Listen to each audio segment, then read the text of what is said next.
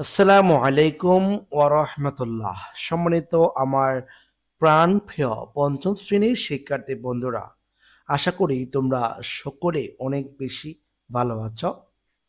তোমরা অবশ্যই অপেক্ষা করছো যে আমার পরবর্তী ক্লাসটি কখন আপলোড করব সেটার জন্য। আমি সেই চিন্তা করে ক্রমান্বয়ে তোমাদের ক্লাসগুলো আপলোড করার জন্য চেষ্টারত আছি। তোমরাও আমাকে একটু সহযোগিতা করবে এবং ক্লাসটি যদি ভালো করে বুঝতে চাও শেষ অবধি পর্যন্ত না টেনে দেখবে। ক্লাস যদি কোথাও তোমার সমস্যা হয় সেক্ষেত্রে আমাকে কমেন্টসে জানাবে, আমি উত্তর করার চেষ্টা করব। আজকে আমরা এক এক করে তোমাদের জন্য প্রায় 17 নম্বর ক্লাস পর্যন্ত আমরা চলে এসেছি। আশা করি তোমরা এর আগে অনেকগুলো ক্লাস আমার এই প্লেলিস্টে আছে। যেমন 2025 সালেও আমি অনেকগুলো ক্লাস করেছি। এগুলোর সাথে আমরা এটা আবার নতুন করে আরম্ভ করছি। প্রত্যেকটি অধ্যায় থেকে অনেকগুলো বাক্য সংযুক্ত করেছি তোমাদের জন্য। আশা করি তোমরা ভালো করে দেখবে। আচ্ছা, এখানে 17 নম্বর যে ক্লাসটা আমরা আলোচনা করব এটি পঞ্চম শ্রেণীর শিক্ষার্থীদের 4র্থ নম্বর অধ্যায় মাই হোম ডিস্ট্রিক্ট থেকে নেওয়া হয়েছে এই 10টি বাক্যগুলো। আপনারা এই 10টি বাক্য যদি ভালো করে বুঝতে চান অবশ্যই শেষ অবধি পর্যন্ত না টেনে দেখবেন ক্লাসটি। প্রথম বাক্যের মধ্যে আমরা দেখতে পাচ্ছি দ্য শোলাকিয়া ঈদগাহ।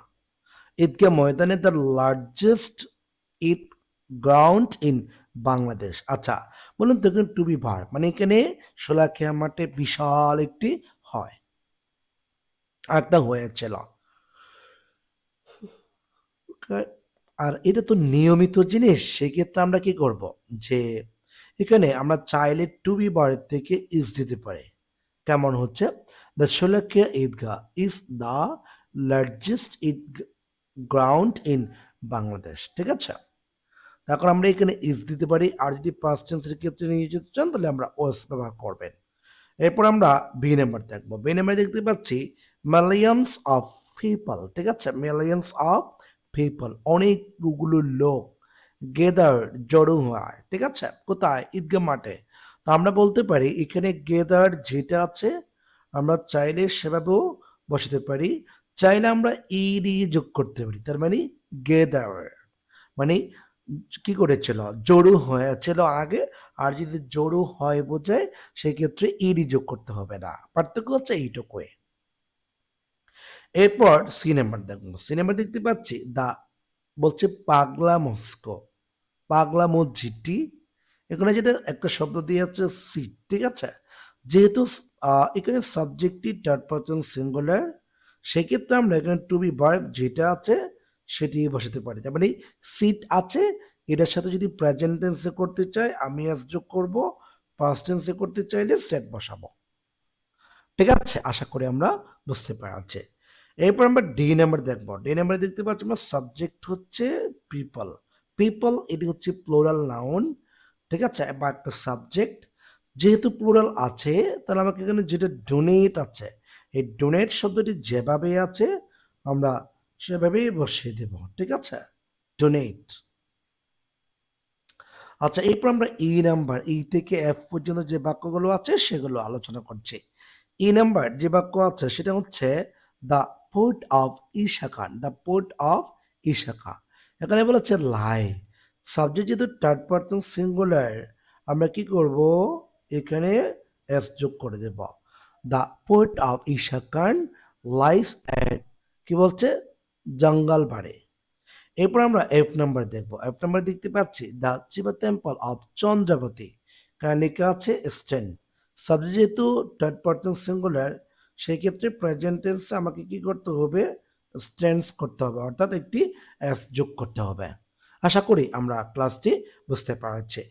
এরপর আমরা জি নাম্বার দেখবো। জি নাম্বারে দেখতে পাচ্ছি গভর্নমেন্ট গুরুদয়াল কলেজ। ঠিক আছে, গভর্নমেন্ট গুরুদয়াল কলেজ মাঠে higher education to many students provide. কি করে, যেহেতু সাবজেক্টটি থার্ড পারসন সিঙ্গুলার, সেক্ষেত্রে আমাদের প্রোভাইডস হবে P R O B I D S. ঠিক আছে, প্রোভাইডস, অর্থাৎ government Gurudayal college provides higher educations to many students. এরপর আমরা এইচ নাম্বার দেখবো। এইচ নাম্বার দেখতে পাচ্ছি মেনি টুরিস্টস। ঠিক আছে, অনেক পর্যটকেরা, এটা হচ্ছে থার্ড পারসন প্লুরাল। ঠিক আছে, যেহেতু প্লুরাল আছে তাহলে আমরা কি করতে পারবো না, এই যে ভার্বটার সাথে এস বা ইএস যোগ করতে পারবো না, যেভাবে আছে সেভাবে বসাই দেব। ঠিক আছে, তার মানে মেনি টুরিস্ট ভিজিট, ঠিক আছে, এইটুকু হবে। এরপর আমরা পরবর্তী আই নাম্বার দেখব। আই নাম্বারে আমরা দেখতে পাচ্ছি শাহ মোহাম্মদ মস্কো, এখানে দিয়েছে শ, ঠিক আছে। শু শব্দটা যেহেতু সাবজেক্টিভ থার্ড পারসন সিঙ্গুলার, আমরা কি করতে পারি, চুজ করতে পারি।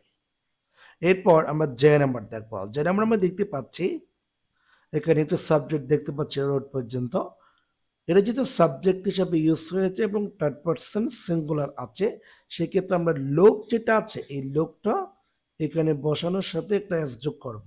কেন এস যোগ করলাম, সাবজেক্টিভ থার্ড পারসন সিঙ্গুলার, এই জন্য মূল ভার্বের শেষে এস বা ইএস যোগ হবে।